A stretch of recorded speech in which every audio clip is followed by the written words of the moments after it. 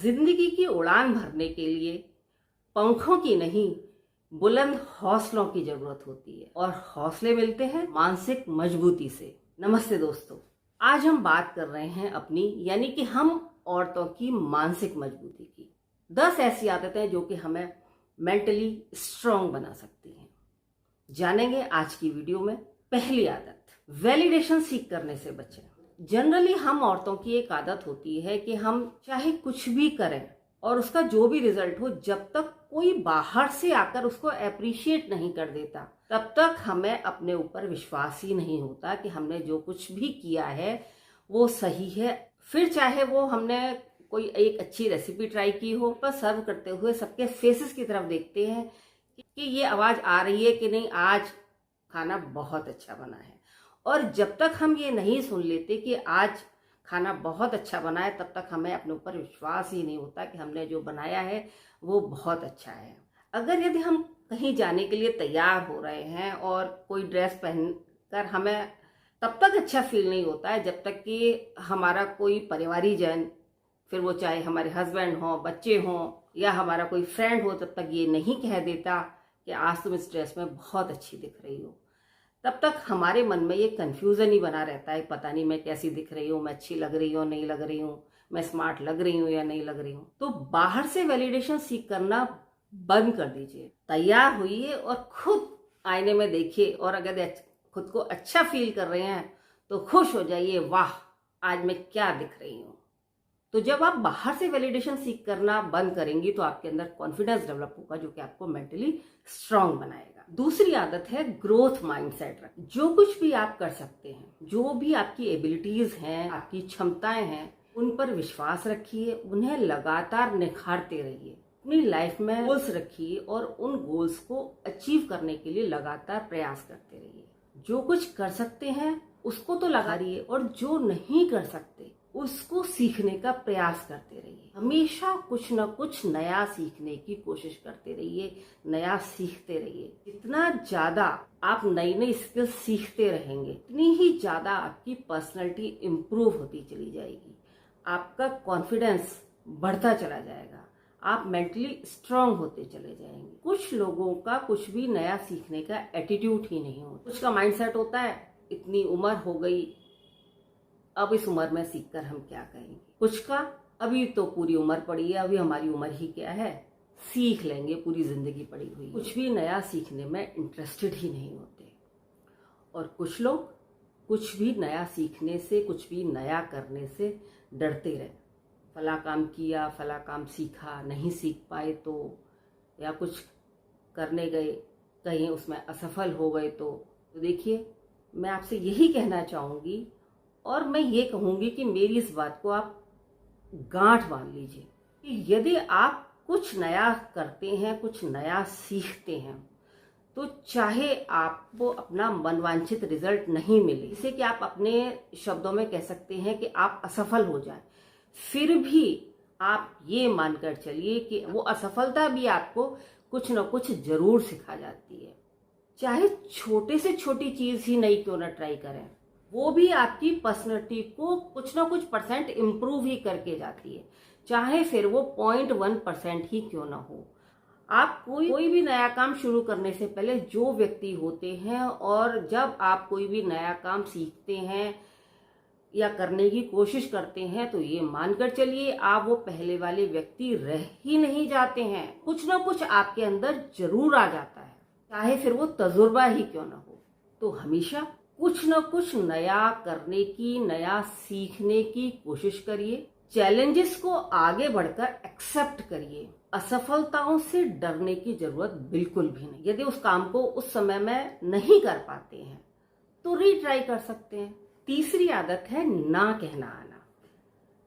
मैं पहले भी अपनी वीडियोस में कई बार ये बात कह चुकी हूँ कि जब हम ना कहना सीखते हैं तो एक तो हम अपनी हाँ की वैल्यू बढ़ाते हैं, दूसरा ना कहकर हम अपना टाइम और एनर्जी सेव करते हैं। यदि हम जिसे भी ना कह रहे हैं या जिस काम को हम ना कह रहे हैं, उसके ना कहने का हमारे पास कोई वैलिड रीज़न है, हमारी बॉडी अलाउ नहीं कर रही है किसी काम को करने के लिए, तो हमें ना कहना आना चाहिए।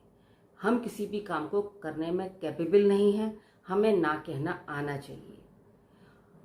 हम औरतों की तो ये बहुत ज़्यादा आदत होती है कि हम चाहे फिजिकली फिट भी महसूस नहीं कर रहे होते किसी काम को करने में, तो भी हमें ना कहने में बहुत ही कष्ट होता है। हम कह ही नहीं पाते। बाहर वालों को तो छोड़िए, हम अपने घर में भी ना नहीं कह पाते।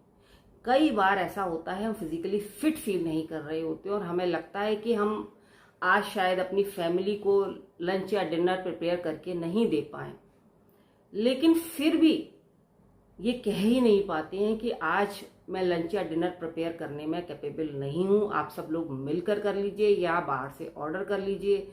हम लोग अपने आप को घसीटते पसीटते किसी तरीके से जाकर कुछ ना कहने की बजाय अपने आप को फोर्स करके उस काम को करने में ज़्यादा विश्वास रखते हैं।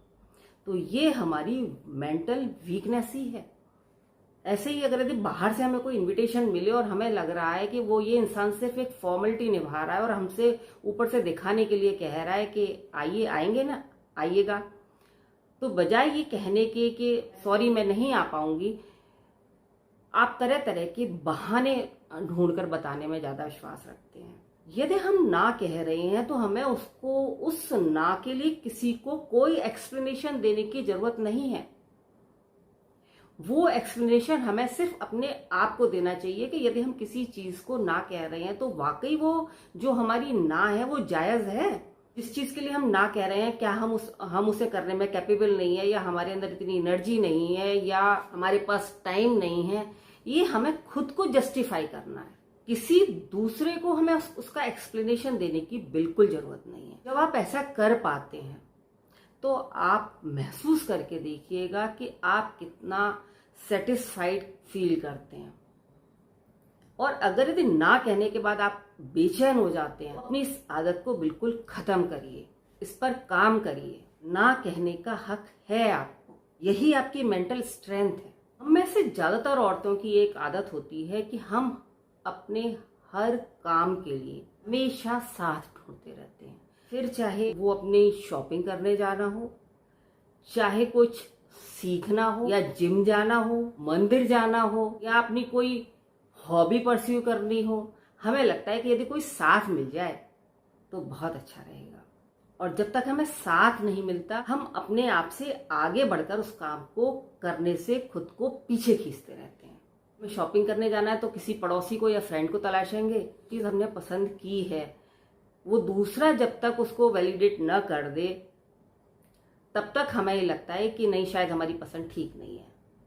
और जब दूसरा भी उस पर हाँ की मोहर लगा देता है तो हम सेटिस्फाइड हो जाते हैं। तो हमेशा हर जगह साथ न तलाशें। कुछ काम अपनी लाइफ के खुद अकेले आगे बढ़कर करना सीखें। मुझे अपनी स्टूडेंट लाइफ याद आती है कि हम लड़कियां ज्यादातर अगर यदि वॉशरूम भी जाना होता था ना, तो क्या करते थे, एक दूसरे से पूछते थे वॉशरूम जा रहे हैं, चलेगी, चल वॉशरूम होकर आते हैं।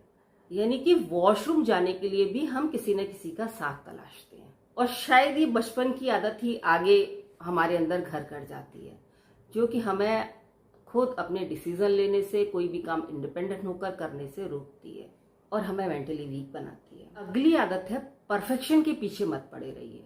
हम लोग किसी भी काम को इसलिए टालते चले जाते हैं कि जब इस काम में परफेक्ट हो जाएंगे तब हम इसे करेंगे। मुझे लगता है कि परफेक्शन जैसी कोई चीज एग्जिस्ट करती नहीं है इस दुनिया में। परफेक्शन के चक्कर में हम अपने काम शुरुआत नहीं कर पाते, हम अपनी लाइफ में वहीं की वहीं अटके रह जाते हैं और वो हमें फ्रस्ट्रेट करता है। जो लोग इम्परफेक्ट तरीके से ही सही, आधे अधूरेपन से ही सही, जो कुछ उन्हें आता है, जितना आता है, उसी के साथ शुरुआत कर देते हैं, अपनी लाइफ में बहुत आगे निकल जाते हैं। वो लगातार काम करते हुए सीखते चले जाते हैं और खुद को लगातार बेहतर बनाते चले जाते हैं। तो परफेक्ट बनने का इंतजार मत करिए, काम शुरू करिए और करते करते परफेक्शन सीख करिए। लेकिन मैं फिर कहूंगी, परफेक्शन जैसी कोई चीज नहीं होती है। आप हमेशा पहले से बेहतर बनते हैं। इस तरीके से कोई काम कर सकते हैं, उसे करना शुरू करिए और करते करते अपने आप को बेहतर बनाते जाइए। तो जब आप कोई भी काम करते हैं और धीरे धीरे उसमें बेटर होते चले जाते हैं, तो एक तो आप हर काम को करने के लिए ओपन फील करते हैं, क्योंकि आप जानते हैं कि जब मैं करने लगूंगी तो धीरे धीरे करके जैसे जैसे आगे बढ़ूंगी इसको बेहतर तरीके से कर पाऊंगी। तो ये चीज आपको कॉन्फिडेंट और मेंटली स्ट्रांग बनाने लगती है। अगली आदत है पास्ट में मत अटके रहिए। जो बीत गई सो बात गई। पास्ट की बुरी बातों को सोच सोचकर अपने आप को परेशान मत करते रहिए। यदि आप हमेशा पास्ट में उलझे रहेंगे तो अपने प्रेजेंट का आप यूज कर ही नहीं पाएंगे। हमेशा पास्ट को लेकर यदि कहीं उसमें कुछ अच्छा नहीं हुआ तो रिग्रेट ही करते रह जाएंगे। विक्टिम कार्ड प्ले मत करिए। मेरे इन-लॉज ने मेरा साथ नहीं दिया इसलिए मैं लाइफ में आगे नहीं बढ़ पाई, या मेरे हस्बैंड ने मुझे कोऑपरेट नहीं किया इसलिए मैं लाइफ में आगे नहीं बढ़ पाई। अपने हौसले बुलंद रखिए और जो करना चाहती हैं वो करिए। जब तक आप खुद अपने अंदर एक स्पार्क पैदा नहीं करेंगी तब तक कोई भी आपकी मदद नहीं कर सकता। जब आप अपने अंदर वो स्पार्क पैदा कर लेंगी ना तो इधर उधर से मदद वाले हाथ भी आपको खुद ब खुद मिलते चले जाएंगे। अपनी जिम्मेदारी खुद लीजिए। अपनी जिम्मेदारी खुद लेने से मतलब है कि यदि आप लाइफ में कुछ अचीव करती हैं तो भी उसका श्रेय अपने आप को दीजिए, अपनी पीठ थपथपाकर।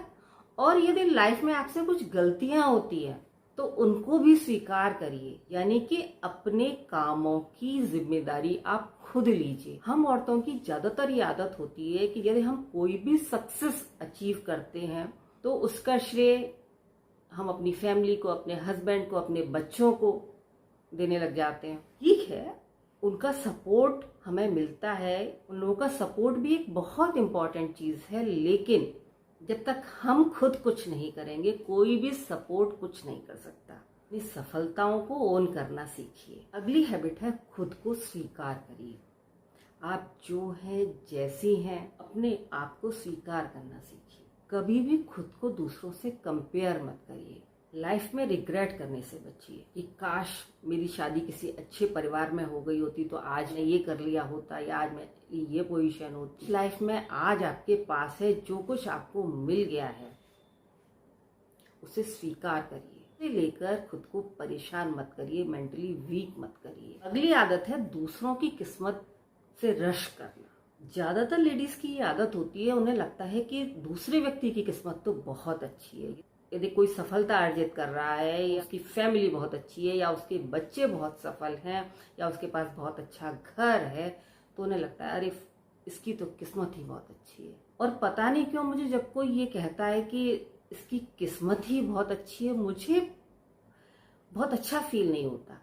मुझे लगता है कि किस्मत तो जो है वो है, उसने मेहनत बहुत करी है उस स्थिति तक पहुंचने की। हमें इस चीज को देखना चाहिए, इस पर विचार करना चाहिए। तो आज से किसी की किस्मत बहुत अच्छी है ये कहने या देखने के बजाय ये कहना सीखिए कि वो व्यक्ति मेहनत बहुत अच्छी करता है।